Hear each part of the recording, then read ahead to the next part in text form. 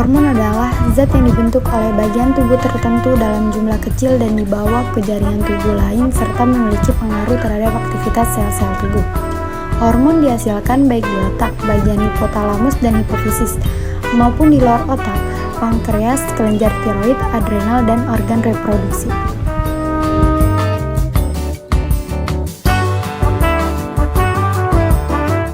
Satu, hormon estrogen berfungsi untuk membantu perkembangan dan perubahan tubuh saat pubertas, termasuk perkembangan fungsi organ seksual, serta memastikan proses ovulasi dalam siklus bulanan.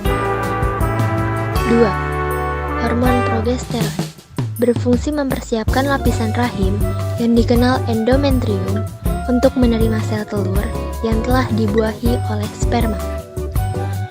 Hormon testosteron berperan dalam mengatur libido atau gairah seksual pada wanita serta menjaga kesehatan vagina, payudara, dan kesuburan. 4. Luteinizing hormone atau LH. LH pada wanita bertugas untuk membantu tubuh mengatur siklus dan menstruasi dan ovulasi.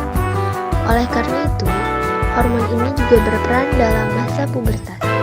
Hormon ini diproduksi oleh kelenjar hipofisis di otak. 5. Follicle stimulating hormone atau FSH. FSH juga diproduksi di kelenjar hipofisis dan berperan penting dalam sistem reproduksi. Hormon ini membantu mengendalikan siklus menstruasi dan produksi sel telur di ovarium. 6. Hormon oksitosin. Hormon ini diproduksi oleh kelenjar hipofisis di otak.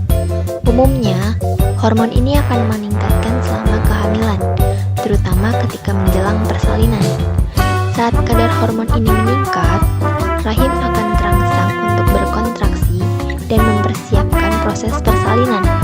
Namun, setelah melahirkan, hormon ini akan bekerja untuk merangsang kelenjar payudara dalam menghasilkan ASI. Proses pembentukan hormon. Yang pertama, hormon androgen. Androgen menjadi hormon yang berdampak pada pertumbuhan rambut. Secara umum, hormon androgen berkaitan dengan organ reproduksi pria. Demikian, tubuh wanita juga memproduksi hormon ini, tetapi jumlahnya tidak sebanyak pria.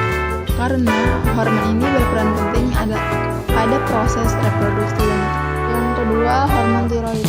Hormon ini diproduksi oleh kelenjar tiroid yang terletak di area leher. Hormon tiroid juga mempengaruhi pertumbuhan rambut pada tubuh. Proses pembentukan hormon ini dimulai dari hipotalamus yang menghasilkan hormon pelepas tiroid bersama dengan kelenjar pituitari.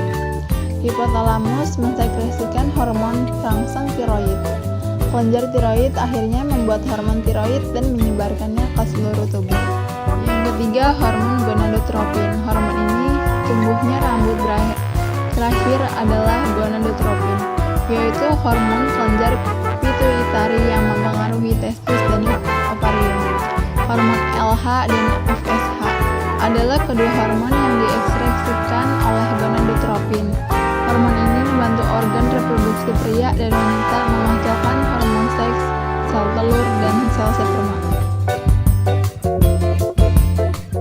Sistem kerja hormon. Sistem hormon ini bukan mengikat sebuah reseptor yang ada di dalam tubuh, baik itu di dalam sel target ataupun pada membran plasma mereka. Proses pengikatan hormon steroid ini terbentuk secara kompleks. Hormon dengan reseptor yang akan mempengaruhi ekspresi gen di dalam inti sel target. Dalam pengikatan hormon non-steroid akan mengaktifkan messenger kedua yang akan mempengaruhi proses yang terjadi di dalam sel target atau yang disebut dengan hormon steroid. Namun, bagaimana cara kerja mereka? Sebagai salah satu hormon yang ada di dalam tubuh manusia, mereka merupakan pesan yang berasal dari sistem endokrin. Hal inilah yang membuat mereka harus mengubah sesuatu yang ada di dalam sel. Hormon ini kemudian akan berjalan melalui sebuah aliran darah sampai menemukan sel target dengan reseptor yang memiliki kecocokan sehingga dapat mengikat. Ketika hormon sudah terikat dengan reseptor, hal inilah yang menyebabkan adanya perubahan di dalam sel. Kesimpulannya, hormon adalah zat yang dibentuk oleh bagian tubuh tertentu dalam jumlah kecil dan dibawa ke jaringan tubuh lain serta memiliki pengaruh terhadap Proses pembentukan hormon dimulai dari hipotalamus yang menghasilkan hormon pelepas tiroid, kemudian bersama dengan kelenjar